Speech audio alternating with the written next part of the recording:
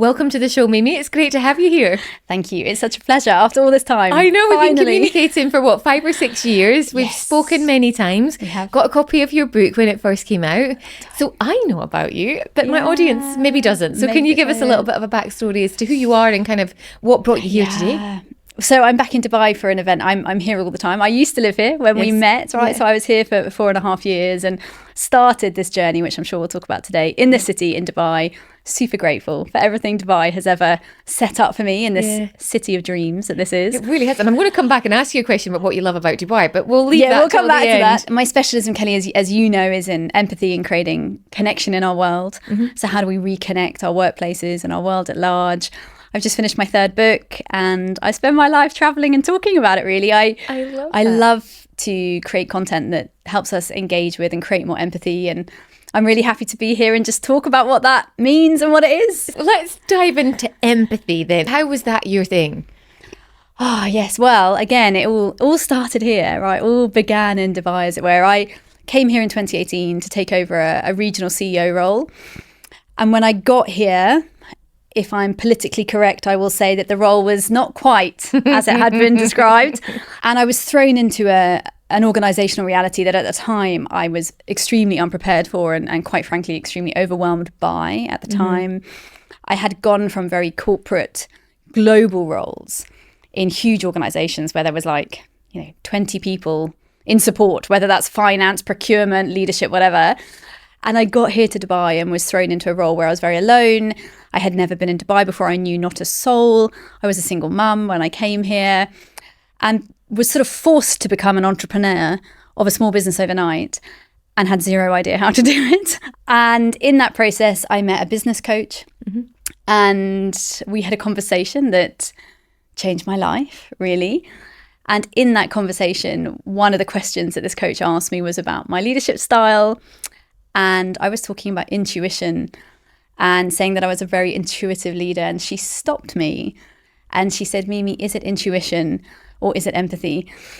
And Kelly, I remember at the time thinking, absolutely, what's empathy got to do with it? You know, this is completely irrelevant. But I did leave and study a little bit more what empathy is. I discovered the empathy deficit, which is the lack of connection in our world. And I started to write about it here in Dubai, all alone. And I think really, Kelly, it was like journaling. I never set out to be a best-selling author. That was not the plan. I think it often is the way, though, that, you know, for those that set out with those big grand plans, and it doesn't always necessarily happen, but when it comes so organically. Yeah, absolutely. Now, on reflection, I always say to people that my purpose found me. I didn't find it. You know, I wasn't, as I said, I didn't set out to change my life. I didn't set out to leave the corporate world. I loved the corporate world. I definitely didn't set out to write a book or 3 or anything else. I'd never thought I'd do a podcast.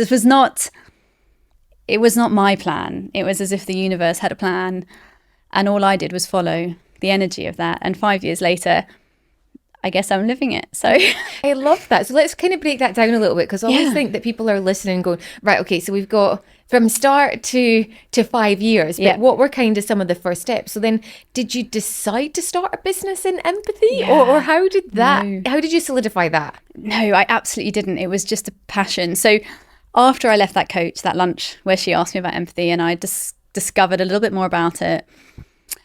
And at the time, I remember so clearly, I was in Springs, which is where I lived in Dubai at the time. And I remember reading one specific piece of data that just, I'm a mum, I was a mum then already, stopped me in my tracks. And that piece of data was that the second biggest killer of our youth was no longer vehicle accidents, but suicide. Oh, wow.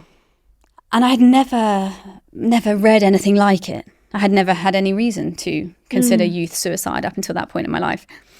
And I remember just thinking to myself, why is it that no one's doing anything about this? Why is no one having this conversation? Not necessarily just about the suicide rates, but just what was going on in our world, this lack of connection. You know, we probably have the most development, the highest levels of growth, the most urbanized living, the highest quality of living. Or perceived quality that people see. Perceived quality in human history. And yet we have the highest levels of suicide, the highest levels of depression, the highest levels of segregation. 52% of your audience statistically are lonely. So we have this huge isolation issue. And I remember reading this and just thinking, well, somebody should talk about this. I never expected that to kind of necessarily be me. I just thought I would lean into that conversation. And Kelly, in the beginning, probably when you first got my book all those years ago, people were constantly questioning me, like, are you sure you want to talk about empathy? Because you could talk about something that other people are talking about and that would be easier. Wow. And I spent years saying, no, I'm sure. This is what I want to talk about. And it is only now, and when I say now, maybe the last 6 months even, where that ripple has significantly shifted, and now it's like empathy's rising everywhere, but it wasn't like that before. There's a huge education piece. And I think often people that start talking about something that other people aren't, I'm sure when Brené Brown started about vulnerability, or you think about other key people in their space, I mean, they're pushing something till other people get it. Like, I think even back styling, when I first started my styling career 20 odd years ago, no one knew what it was. And there was this sort of like 5-7 years where you're having to educate people, and then the penny drops, and then everyone's talking about empathy now, or everyone's talking about personal branding, but they weren't 6 years ago. It changes, I think, really slowly and all of a sudden, all at once. That's a very good analogy. Right? Yes. It's like little bit, and then suddenly there's a shift. And just before I came in here with you today, somebody messaged me and said, hey, Mimi, I don't know this person well, but I have my WhatsApp. I just wanted to tell you, I just finished an AI and empathy course. I just wanted to tell you that, And it happens all the time now, Kelly. People send me pictures of street signs or a banner at a conference or anything to do with empathy. People I mainly don't know, on Insta or social media, and just say, hey, Mimi, look what I saw. And that tells me more than anything else. It's not about workshops or booking or numbers of stages or length of flights, but just people, humans who I don't know, who are sending me their version of evidence or examples to say, it's moving, Mimi. And here is an example from Texas, or here is something at Wimbledon, or wherever they see it. And that's why I say it happens really slowly and all at once, because suddenly, it's rising, and that gives me great pleasure. So how did you do the first book? Were you self-published? Did you just go, do you know what, I'm going to sit down and write all this? Because having completed a book this year and got it out, it's not easy. I heard you say once on LinkedIn something around the same thing. I heard you say, like, I've done one, that's enough for now. Somebody had asked you, when are you writing the second? And you were like, no, hang on a minute. I just did one, right? It's not easy. I know, but the confession is then, I've had another idea one. I said I'd never do another book. I tell you, it's like once you're in, you're hooked. I've just finished my third and I'm already thinking about the fourth. But the first one, as I touched on earlier, I started to write for myself. I really was just writing about what I was learning and why I felt empathy was relevant in the business world as according to the turnaround that I was doing at the time, because I was in this job that I mentioned that was a huge they needed a huge turnaround and I didn't know how to do it. So I was writing for myself. It was part of my own, therapy for myself, right? To structure how I was going to do this in a culture I didn't know. There was a lot of damage in that business and I wanted to turn it around in the gentlest but most effective way. So I got to about 35,000 words. And I remember here in Dubai, a friend saying to me, why don't you publish a book? And I literally turned around. I was like, sorry, who? She was like, no, you should write a book. And I was like, me? No, I can't write a book. I mean, surely the only people that write books are like John Grisham and somebody in Harvard, right? But she convinced me. She said, try. It's a good friend. She was a good friend. She is a good friend. So I sent it to a couple of publishers, and there is a publishing company here called the Dreamwork Collective who do a lot of work with female authors.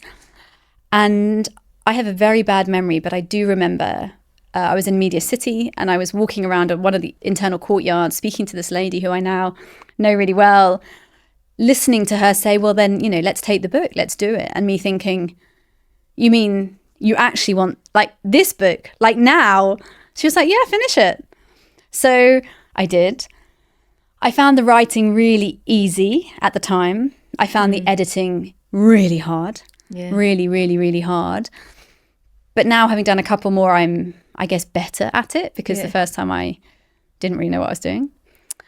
And again, I don't think I really thought about what would happen to that book. I just had a bee in my bonnet to write it. Yeah. And when it became a bestseller, and actually here in the UAE became a bestseller before it hit the shelf. And I remember opening Amazon and it was up there with like Malcolm Gladwell. In fact, it was ahead of him. for 5 minutes, but still 5 minutes, right? Counts. Absolutely. 5 great minutes now. Absolutely. I don't know how long. And just feeling very excited, but also a huge amount of pressure, because I thought, oh gosh, well, now it's really out. It's too late to take it back. Not that I wanted to, but I don't know. I don't talk about vulnerability very much, but I think that is quite a vulnerable moment. I don't know how you felt. You did it too. But when you finally realise that total strangers are going to read your book all over the planet, it's quite, I don't know, nerve-wracking, right? I don't know how you felt, Kelly. I think for me, it was listening to the book. Interesting. Was the bit, because I nearly wanted to do the Audible book before I wanted to do the book published, because I'd already published a book a decade ago. Okay. So for me, the Audible part is how I consume content. So that to me has a much bigger emotional connection. So that for me was much more of a triumph. I'm much more nervous because I'm going to be in people's ears. Or they're listening, and then what are they going to think of my accent? Or what are they going to think? What are they going to think of the way I had real issues with pronunciation? I wrote the book, but I can't pronounce half the words that are in the book. I didn't realise that when I read it. Have you done Audible versions? I did, and it's a lot. Yeah. Because it took me, I don't know if you, but it took me in the end 13 and a half hours. 13 and a half hours is a lot of speaking. And how long was the book though? 60,000 words. So I don't know how long, once that's edited down, I don't know how long it takes to listen to it. Seven, probably. 2.5. Yeah, it was the same. But it's a lot, right? It's a lot of sitting in a studio, a little box, nothing beautiful like this, all on your own, reading your own words to nobody. Yeah. Right? To a microphone. So and having the same emotion. So for me, that I felt that piece. Yeah, it's hard work. I'd love to know 100% what happened after you released the book. Was that did that propel your personal brand? Did speaking ops come from that? Yeah. Or did one-to-one clients? No, nothing happened. Oh, okay, good. Well, not good, as in. I'm saying that for dramatic appeal, but really the book came out in 2020. So really nothing did happen. You know, it was a very difficult year to launch a book. I couldn't do any of those fun things like have a book launch or have a beautiful evening, you know, where people came and saw. I couldn't do anything. It was COVID times. So not much happened, but it did start a ripple effect. You know, and I think in many ways it held me accountable to that. You know, once you've put all that effort and time and money into getting a book into the world, you kind of have to deliver on that. So again, that's why I say nothing happened, but everything happened in the next few years. I think the next couple of years, let me answer that slightly differently. People always ask me, what's your sort of advice or tips for building a personal brand or, you know, having your message out in the world? And my number one, Kelly, is consistency. Mm-hmm. So even though very little happened immediately after writing the book or launching the book, I spoke about empathy online every single day, every Sunday, Christmas Day, every day.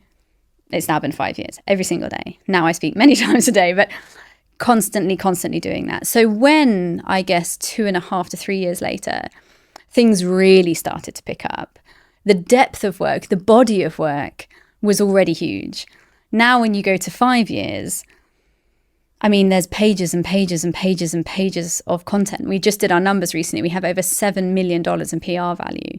Wow. Over those 5 years. But that's how much I've been writing for 5 years, right? And have you worked with a PR company? So, I've worked with a few, yes. I've worked with a few, and maybe we can talk about it later. But I think one of the lessons that my dad taught me actually is that you have to spend money to make money. And I think that is a hugely important lesson for anybody going down this journey. I mean, having this branding, even the microphones in front of us, the mugs, all of your backdrop, these things cost money, right? Someone is designing them and printing them and bringing them. And it was the same with PR and with spreading this educational message about empathy. Mm-hmm. You know, you have to just keep spending money in the belief, and I did believe, I've always believed, that the world needs more empathy, that what I'm trying to do is needed in the world. So it was never a business. Someone asked me on Friday in another podcast, how's being an entrepreneur? And I was like, oh, am I an entrepreneur? I'm not sure I am an entrepreneur, am I? You know? So this was fueled by a passion that I believe deeply, that the more the world talks about empathy, the more empathy the world will have.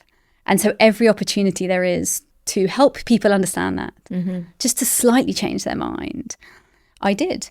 So everyone that asked me to speak or write or comment or appear, I did for years. And as I said, then I think around year 3, that started to shift. Mm-hmm. And around year 5, which is now, it has incrementally shifted.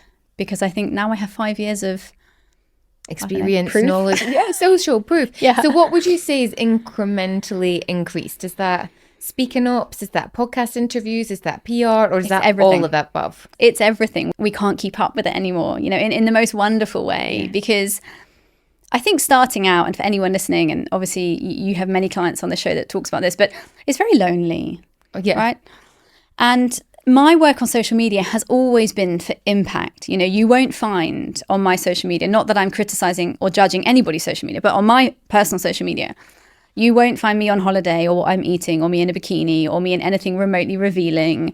I very rarely, occasionally share something with my daughter or my dog, but really those platforms are not about me. They're in my name, but they're about empathy in all of its vices. I do charity work and community work and work with CEOs or work on stages or whatever it is, but it is directly connected to spreading empathy. And I think that, as I said, over time, that buys trust. Because, and someone said to me last week, actually, or the week before, I was here in Dubai, and somebody was introducing me to someone else, and they said, oh, you should find Mimi online. And he said, oh, is she a personal brand or something? And the lady said, no, she never talks about herself. She talks about empathy. And I was listening. And I was like, that's really interesting, how that perception is. So incremental increase is, I think it's like a ripple effect, because now, obviously, the more podcasts I do, the more people want me to do their podcasts. And the more media I speak to, the more media wants to speak to you. The more stages you are on, the higher the credibility. And I think in the speaking world, big clients, they want to know that they can trust you with a big stage. So I think that was a huge shift as well. Even this summer, I did my largest ever event, which was just under 5,000 people. Wow! Which congratulations, because that's a big number. It's huge, Kelly. It's like a stadium, and everyone's like little dots. Yes. Like, then you can't see their faces in the same way as you would if it was 300 or maybe 200. Maybe it's very different, and you have to look like 180 to see them. And I think the minute I put that on social, things just change. People perceive that as trust follows trust. They think, well, if whoever that was trusted her with 5,000 people, well, we can trust her with 10. So then it grows. Interesting. So I think there's a lot of momentum, and momentum leads to momentum, I guess. Yeah. What platform do you find particularly beneficial for the brand building? Is it LinkedIn or is it your Instagram, or are you on TikTok? I am LinkedIn like cheerleader. I feel like a ambassador. Yes, exactly. I was going to say like a preacher of LinkedIn. I find LinkedIn extremely genuine, like very authentic, because you know that nobody can pay for the followers or the audience. Yeah. Right. So on platforms like TikTok or Instagram, obviously you can buy followers, and that's fine, because again, momentum leads to momentum. So there's nothing bad about spending on paid media or growing that way at all. But what I found, Kelly, again, particularly in the last 6 months, is that the faster my Instagram was growing, the more, irrelevant the engagement was becoming. So it really led me to stop. And I love Instagram, but I love Instagram because I'm a visual person and it's pretty. Yeah. Right. So I like to have my Instagram because I like to look at it myself. I'm like, oh, it's like a nice diary. Yeah. A shop window. Yes, absolutely. Right? That's how I describe it with clients. It's like a shop window and branding. So I love that. I love that it has music. I love that I can put a picture of you and me up after I leave and put something I really like, something that makes me happy. Yeah. And LinkedIn is not that yet engaging for me. But LinkedIn is so genuine because we reached 20,000 followers last week, and our reach now on a weekly basis is around 100,000. That's amazing. For me, Kelly, it's like I started at 900. You know, when I first met you, there was probably 900 connections on LinkedIn, and I don't care about the numbers. I don't check them. It's not like I read every post and say, well, this one reached this or reached that. But when there's 100,000 people that are authentically engaging in some way or sharing it or reposting it. Just eyes, visibility. You just think, empathy is rising, right? People are interested enough. Total strangers are interested enough to share something I've written or something I'm talking about to create more empathy in the world. And even though I don't care about the numbers, it's definitely reassuring. You feel less alone, right? You're like, okay, someone's watching. It's not just a big dark black hole. Going to the void, yeah. Well, how would you describe empathy then? Kelly, it's fundamentally perspective taking at its most simple. It's about the ability to see the world through somebody else's opinion, eyes, perspective. and understand why they are seeing, feeling, experiencing something, perhaps in the same room as you, but in a different way. So it's built into your brain. This is a skill set. It's a pro-evolutionary skill set. That means that it exists so that the human race can survive, not thrive, but survive, right? This is a survival skill so that we can connect as human beings. And the majority of the population are born with it, over 98% of us. And as I said, it's built into your brain. So it's about being able to understand other people in the room. So for example, if you're in the office, or if you have someone who's not performing anymore, why are they not performing? Why is that team member that you promoted doing less well after the promotion than before? Why in a networking event is somebody responding in the way they are? Why is someone around the boardroom table so particularly angry about this, right? Perspective taking. So just understanding the perspective of others. It seems something so obvious when you explain it. I know. Why aren't we, I mean, I don't know if you have the answer to this. Why aren't we taught this kind of stuff in school? Oh my gosh. It's like the $1 million question. It is changing, and we absolutely should. So I now have actually created a primary school curriculum or program to help that along its way in some tiny, tiny part. But it's shifting all over the planet, actually. You're beginning to see what governments will call social emotional skills or social emotional learning moving into curriculums. Because absolutely we should teach it. When we have very small children at home, we constantly remind them to listen, like under 5, listen to mummy, listen to daddy, listen to auntie, teacher, whoever. And then as they grow, we stop reminding them. We don't teach it in school, we don't teach it in university, we definitely don't teach it at work. And then we wonder why we have this empathy deficit, which according to the Surgeon General in the USA, is impacting us in terms of loneliness.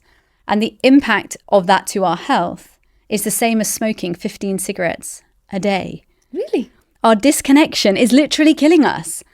And yet for years, we've been doing nothing about it. So to your point, why aren't we teaching it in schools? We should. Yeah. We need our children to understand each other. We need our children to fill the gaps as they grow. And hopefully that is beginning to shift as well. But have you got something that you can share tangibly of you sharing that with someone and then the result that it's had on someone's life or experience? There's so many. And actually, I mentioned earlier, I finished my most recent book and it's full of those stories, which is very different from the first two.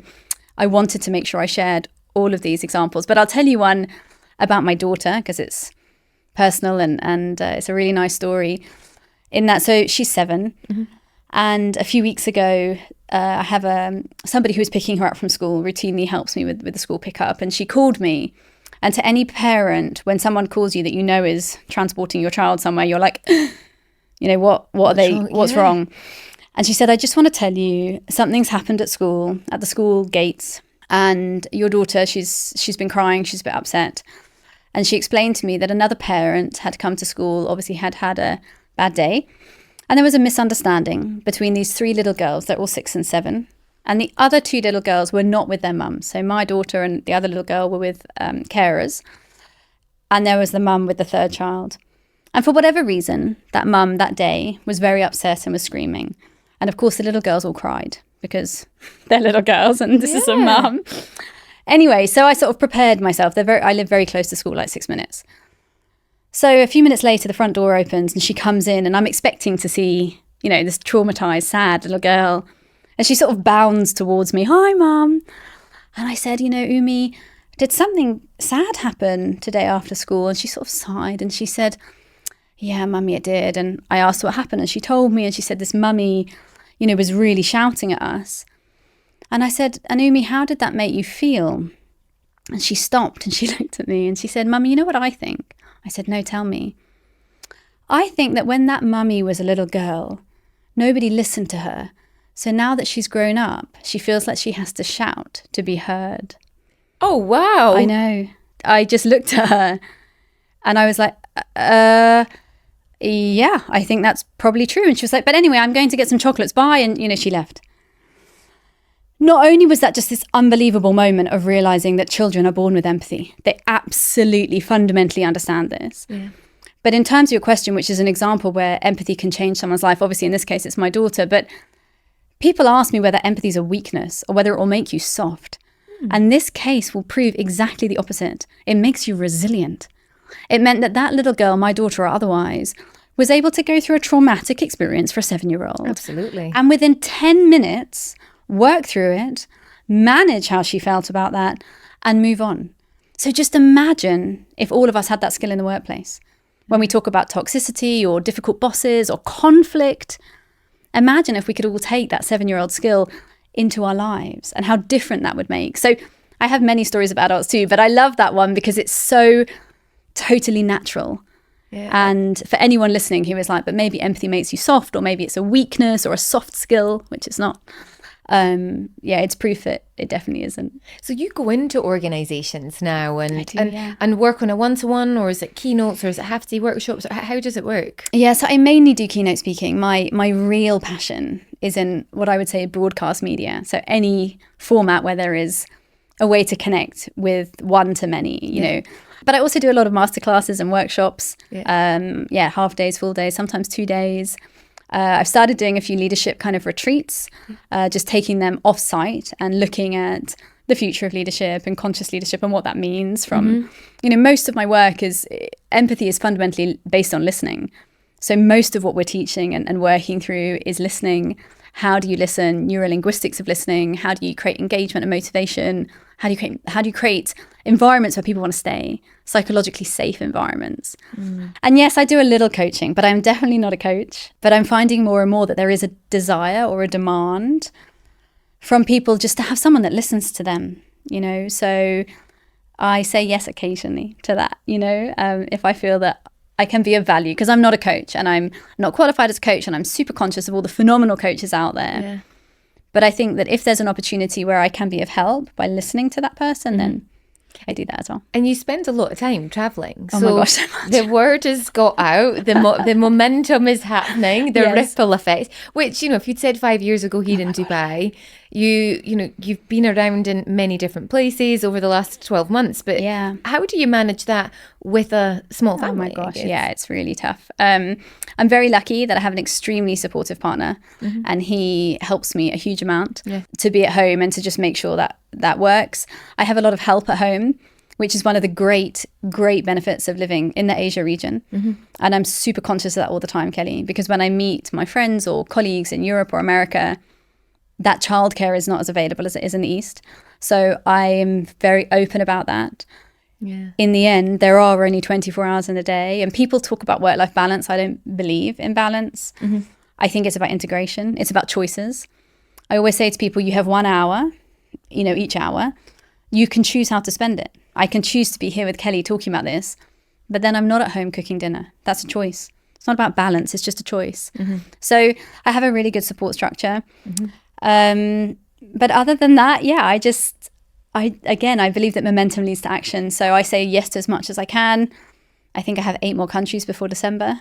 So it's a lot. And I think many working mums will tell you the same, that we travel as short as possible, so we'll I'm here in Dubai this time, I think for 43 hours, Oh, wow. If I wasn't a mum, would I stay for 5 days? Yes, but that's just not my reality. So I think life is about choices and also sacrifices. And this journey, it's not easy. I love it. I mean, Kelly, I adore it. And you can see that, and it makes you happy. So you're going home happy because you're impacting people and influencing and because people cry and people write to me and tell me things about their cancer treatment or their relationship, but things that I never thought would happen, Kelly, just never thought would happen. So I love it, but it's not easy. I mean, yesterday when I left home, Sunday evening, my daughter, she knows what I do. She's very wise. She understands. But when I'm traveling to the airport, am I feeling super happy? No. Do I really want to get on a plane and leave her on Sunday, and we've got a new puppy, so I've left the puppy, and, I think that discomfort leads to growth. So every time I have that discomfort, which never lasts for long, or that feeling, that feeling when I'm I shut the door behind me and I walk away with my wheelie bag again. If I have that moment of discomfort, I always remind myself of that, that discomfort leads to growth. Nothing wonderful ever came from a comfort zone. I really believe that. But I'm not sure we talk about it enough. I think that social media makes it look like these things just come magically. And right? They don't come magically. I very rarely work until less than midnight. We talked on earlier about investment, financial investment, time investment, personal investment. I spend my life flying to odd places all alone as a woman, landing in random parts of India or Africa all alone. It's not always comfortable. Mm-hmm. So yeah, I think I try and keep that close to me. I love it. It creates joy. It creates endless joy, but it's not always easy. I think there's a big difference between easy things and simple things. It's simple for me to carry on. This is my absolute purpose, but it's not always easy. And I think a lot of people see, I think, social media in that space. They see, oh, Mimi's flying here, or Mimi's doing this, or I want that. But then they don't always see the closing the door behind and getting in the taxi, going to the airport, going, okay, this is going to be a wee bit harder. Yeah, that's, I think, the reality of social media is that, and I'm very, authentic on my social media. I don't, as I said earlier, I don't hide anything, and I also don't show. I try to keep it about empathy. So I don't, again, I'm not judging other people's posts, but I don't show them the class of travel I'm in, or if I'm lucky enough to be put in a 5-star hotel, I'm not going to post a picture of the hotel. That's not what this is about for me, right? I try to not ever glamorize what I'm doing. Is it glamorous? Yes, sometimes it's wonderful. But for me, that's not what this journey is about. Mm-hmm. The journey is about the empathy. The journey is about reaching people in a way that they stay. Because in social media, people can come and you can grow really quickly, but are they going to stay? Are they going to stay past 6 months or a year? Because empathy is about forever, right? This is a 10-year journey, not 10-minute journey. So my passion is to find people that want to stay and learn and continue on this. And yes, the stages are getting bigger and the podcasts and the shoots and all those things, but that is just about showing people how important this is. Because if I'm being paid to speak to 5,000 people versus 500, then hopefully what the audience takes away from that is what she's talking about is of value, because someone is paying her to speak to 5 and hopefully soon 10 and 20,000 people. That's very different from, there's nothing wrong with a panel discussion to 200. I do many of them, but it's a different investment. I don't mean financially, although there is money involved, but I mean in intention. If there are organizations or conferences that are putting empathy on the stage and saying this is valuable enough for this wide scale of people. It's a different energy. Energy changes and intention changes and the perception changes. As I said, when I put those photos up of this big event in the summer with the huge audience, it's amazing how many people mentioned it to me. Wow. That maybe haven't spoken to me for years. And then we'll be like, I've seen you do this, right? Yeah. So again, momentum leads to momentum. So that's really important to me. What's next for you? So you've got their book coming out. Yes. What are the goals for 2025? There's so many. I want to create a documentary. Mm-hmm. I want to start in India and then come to the Gulf and run a documentary that really discovers the most empathetic places on earth. I want to go and look for them and experience them and put them on camera for people. So much of creating empathy is in small actions. And more and more of my, training is in that, right? In eye contact, in smiling, in listening. And I want to prove that to people. So I want to create a documentary.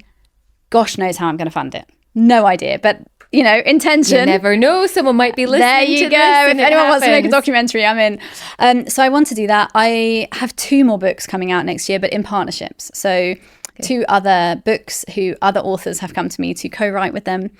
So that's really nice. One of them's out of the US. So that's really exciting because it's different a new market. Yeah. And I have a new e-commerce platform, a new training platform that's coming out specifically in India, but it's for the world. But I've built it in India. So that's coming out. So yeah, there's lots of fun things. And I hope to do more in America next year. I've just started doing more there. And I think it's just got a bigger scale. Again, those conferences with the big audiences, there's more of them, but it's hard. Asia to the US is a long trip. Mm-hmm. I went to Florida recently. Yeah, it was 33 hours each way. So yeah, it takes a little bit more time. But I'm off to Saudi next week for 8 days, and I just am in love with Riyadh. So there's so much happening there just now. There's so much happening. There really is. And even Dubai, I feel like in many ways Dubai was a home for me. And then I left for a few years. And even now, just being here more often is such a joy. There's so much talent and passion here. I think 25 is just about more of the same, as many hours as I can possibly fit in, while still keeping my weekends at home for my daughter and my pets, and my boyfriend. He's important too. Just third on the list, in no particular order. No particular order. It does not go daughter, puppy, boyfriend. No, unlikely. I wanted to ask that question about what do you love about Dubai? Because I'm asking everyone this now this year, because I think Dubai has rebranded itself so many times. We're in the personal brand space. So you touched on it just there. Is that the answer you want to go for? Is there anything else you want to add to that? I think Dubai is quite misunderstood, actually, from the outside world. Yeah. You know, anybody listening to you from within Dubai knows what Dubai is about. But I think from further afar, they think it's all about sports cars and high rises and gold, which it is as well, right? We have all of those things. But when I'm here, and I was at GITEX just the week before last, and I kept saying to people, you'll never find anywhere on earth with more dreams under one roof than right now. Because when you go through an event like GITEX, there's 180,000 people, I think, from all around the world. All of them have a dream, right, of some type of tech platform or intervention or growth or innovation or AI-driven, manifestation of some form. So for me, what I love about Dubai is the number of people that come here with a dream. And that can be any level, not necessarily big, famous people with dreams, anyone with a dream. A teacher with a dream, or a gardener with a dream, or an author or a writer or an actress or a model or anybody else. But people come here to dream. And on the whole, this city gives them that dream.